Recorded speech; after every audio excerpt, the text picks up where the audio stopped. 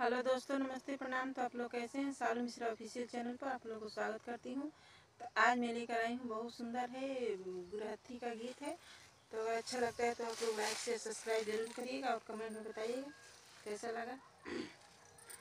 हमारा श्याम सुंदर गौरी के छुछुंदर आइले बासुर। हमारा श्याम सुंदर गौरी के छुछुंदर आइले बासुर। अरे मैया छत देने छीटेला, मैया छत देने छीटेला त फाके गइलन भासुर। अरे मैया छत देने छीटेला, मैया छत देने छीटेला त फाके गइलन भासुर। हमारा श्याम सुंदर गौरी के छुछुंदर आइले बासुर। हमारा श्याम सुंदर गौरी के छुछुंदर आइले बासुर। दही देने चंदन ला, माई दही देने चंदन ला त चाट गइले बासुर।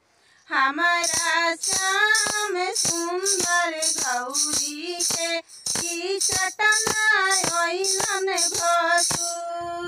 हमारा श्याम सुंदर गौरी के की चटना अइलन भासुर।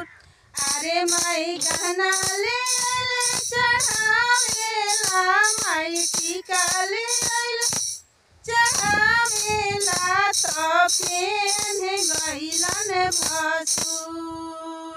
हार ले चढ़ावेला, माई हार ले चढ़ावेला त पेन्ह गइलन भासुर। अरे माई माड़वा में हाला पेन्ह के नाचे लगलन भासुर। अरे माई माड़वा में हाला के नाचे लगलन भासुर। साड़ी ले चढ़ावेला, साड़ी ले चढ़ावेला त पेन्ह गइलन भासुर। अरे माई माड़वा में हाला भइल की नाचे लगलन भासुर। अरे माई माड़वा में हाला की नाचे लगलन भासुर।